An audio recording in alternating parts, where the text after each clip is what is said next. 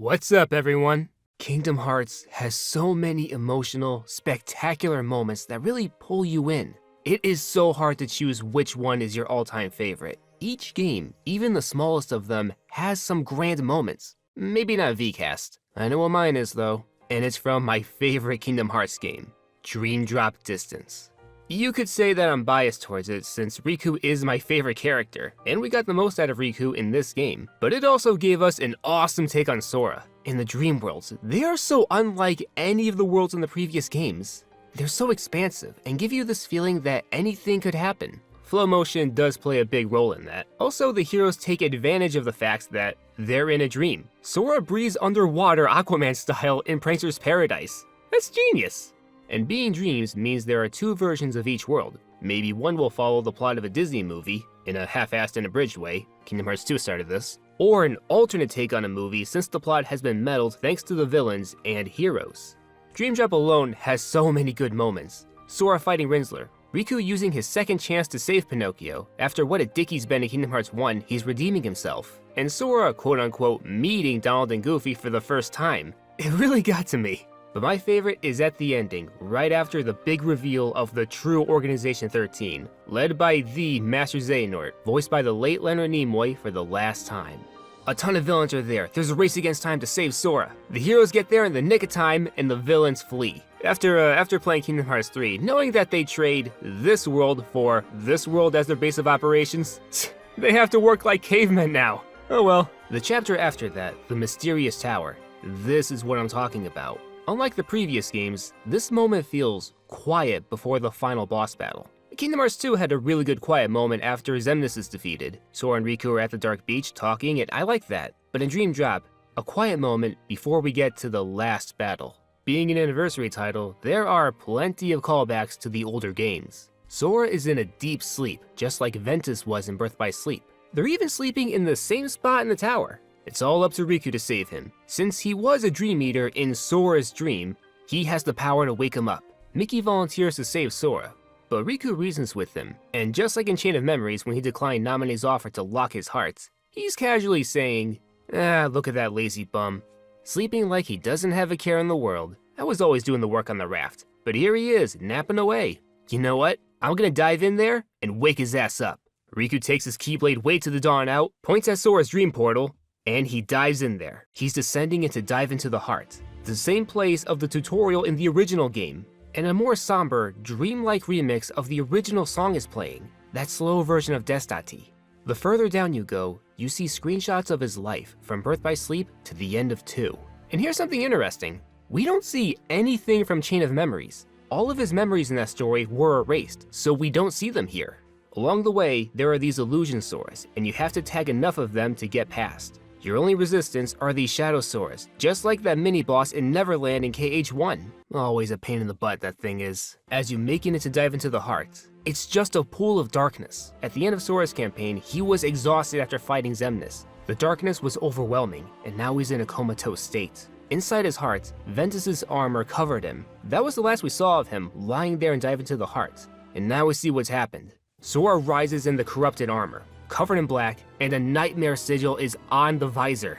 This battle is a lot to take in. Sora's fighting style is exactly like Ventus's, holding the Keyblade to his back, and his movements are so fast and frantic. Some of his attacks from Birth by Sleep are here, like the Strike Raid, and a short, dark version of Tornado. On top of that, he'll use one of Sora's new abilities in this game, Sparkga. The Nightmare logo on the visor, that is a straight-up nod to Vanitas Remnant, a stronger version of Vanitas with the Unverse logo on the helmet. The setting of this fight is in the same area as the tutorial of the original game. In that game, we're getting accustomed to all this, fighting in a beautifully haunted place, if you catch my drift. Your opponents are the Heartless. Some of them will go underground and creep around and then attack you. Nightmare Ventus armor does the same thing. During the fight, he'll go underground where you can't touch him and then pop out to strike. While the theme used in KH1 was calming, the theme in this fight is so fast-paced and puts you on high alert. It's so fitting for this fight to be Ventus themed. In the tutorial, there was this fan theory that the voice talking to Sora was Ventus.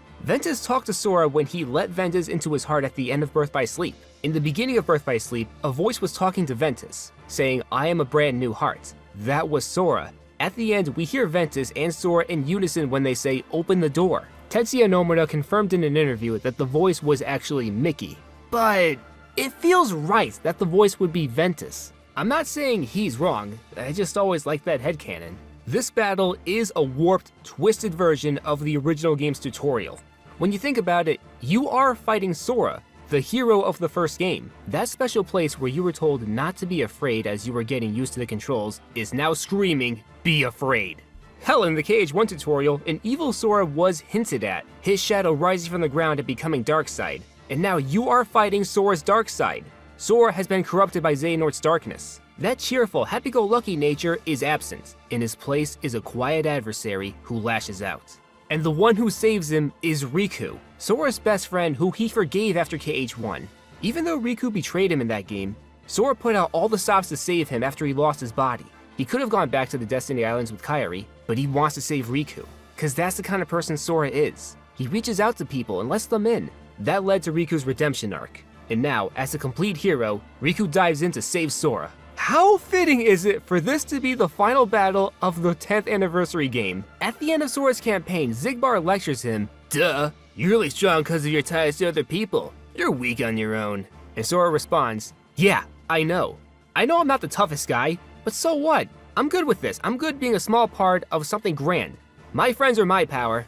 And he was right. His friend is fighting to save him. The fight boils down to its last phase. Nightmare Armored Ventus is using a shot lock, while Riku links with both Dream Eaters. He uses his last ability, Nightmare Clash. They're both charging towards each other again and again, till Riku slams his Keyblade down. I might be reaching, but this could be a nod to the final fight with Vanitas in Ventus' story. Ventus uses a D-Link of Vanitas, and you have a limited moveset until you clash with them and win the fight. And both Riku and Vanitas hammer their Keyblades down. With the fight over, the armor's broken into pieces. Sora is free, but still unconscious, and he drags down into a deeper abyss. Riku tries to save him, but he can't even touch him. Kingdom Key is healed from the darkness though, and Riku uses it to find Sora. Riku goes deeper into Sora's dream, and here we are, Destiny Islands, during the twilight. That hour where day meets night, light and darkness. And here he talks to Roxas, Ventus, and Xion, 3 people who are in Sora's heart. And just like in the first game, each of them asks you something about yourself. What's important to you? What are you afraid of? What do you want out of life? I like that Riku meets Ventus in the shore, the same place where he met Terra when he was a little kid. And Xion is in the mini island, the same place where the two met in 358 Days Over 2. And just like in the first game, Riku is leaning by that tree with his arms crossed, almost as if Sora and Kairi were sitting there. With all questions answered, Riku is by the shore, and picks up a bottle with a message in it, like in KH2. And then someone walks up there, Data Ansem the Wise. This right here is the peak of my favorite moment. He digitized files and put them in Sora's heart. These are clues that the heroes can use to find their lost friends. And he gives this monologue about the mystery of the heart. What really makes it tick? The way he says his speech, it's as though he's figured it out. What makes the heart so special is made from the connections we make to others. Sora is a prime example of that. Him just being himself and talking to people, being their friend without expecting anything in return. That kind of person can bring out the best in you. And a crucially important factor about Sora is that, well, he has the heart of a child. And this is part of Ansem's speech. It doesn't take superhuman powers to see the heart. We remember when we were little kids, how we made everything seem so shiny and perfect. Yeah, Sora can be a little absent-minded, but he's innocent. This could also be a reference to loving Disney classics as little kids. Dream Drop could also be a big Disney tribute, especially with the Fantasia world. And when he's giving this speech, there's no music. It's just the ambience of waterfalls and the wind, taking this moment in, and Riku never interrupts. He lets Ansem say his piece. I also like that Ansem is over his hatred of nobodies. Seeing the kind of person Roxas was, that got to him. He even admits in KH2, "I saw when he and Kairi communicated. I knew it, but I was too stubborn to admit it." And he apologizes to Roxas, even though he probably couldn't hear him. As Ansem finished, he tells Riku that Sora's awake. Riku can go home now. And before Riku leaves, Ansem is saying to him, "You know, I don't think you ever told me your name." And our hero responds, "It's Riku." When I first saw this, I thought it was pretty random, but I saw in a comment section years ago where someone said this was a huge contrast to KH2, where Riku, in Ansem the Seeker of Darkness's body, said, "It's Ansem," when Riku was self-hating. But he's way past that. It's Riku. And he flies off into the light. Now he's back in the tower, and this got a big laugh at me when I first saw it. Sora, Donald, and Goofy are eating cake, and Sora's got the celebratory He's got the celebratory mustache glasses with the party hat, and a new cover of his theme is playing, and he is stoked that Riku's back. But it's back to business. Sora and Riku stand before Yin Sid as their Mark of Mastery exam is over. Sora technically did not pass. Because of the darkness invading Sora's heart, he lost all of his dream abilities. Sora, you have failed the exam! How dare you fail in something beyond your control, even a master as I failed in. Oh, that's gotta hurt. But there's an upside. Riku is officially a Keyblade master. But Sora isn't bummed by this. In fact, he is so excited. He's the first to congratulate Riku right after he failed. And that really says a lot about Sora. Celebrating someone else's victory and being genuinely happy for them. He could also be an author. When Riku first hears the news, he looks like he's in denial. What, me?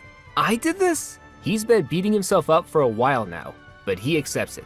He is worth way more than he thought he was. Riku thanks everybody in the room and says he owes it to his friends. Oh, and Lee gets a Keyblade. Whoa! Outside the tower, Sora opens a gate to go back to Traverse Town one last time to thank the Dream Eaters. What a beautiful ending this game has. As an anniversary game, there are a ton of callbacks, but it's still a sequel. We are still going forward. At the time, this game was just seen as Kingdom Hearts 3, the preview, the game, but it's more than that. It's a celebration of Kingdom Hearts and the fans.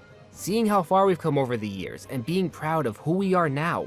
This moment always put me in a good mood, and I keep going back to it as my #1 Kingdom Hearts highlight. Thanks for watching. Feel free to comment your favorite Kingdom Hearts moment. Till next time.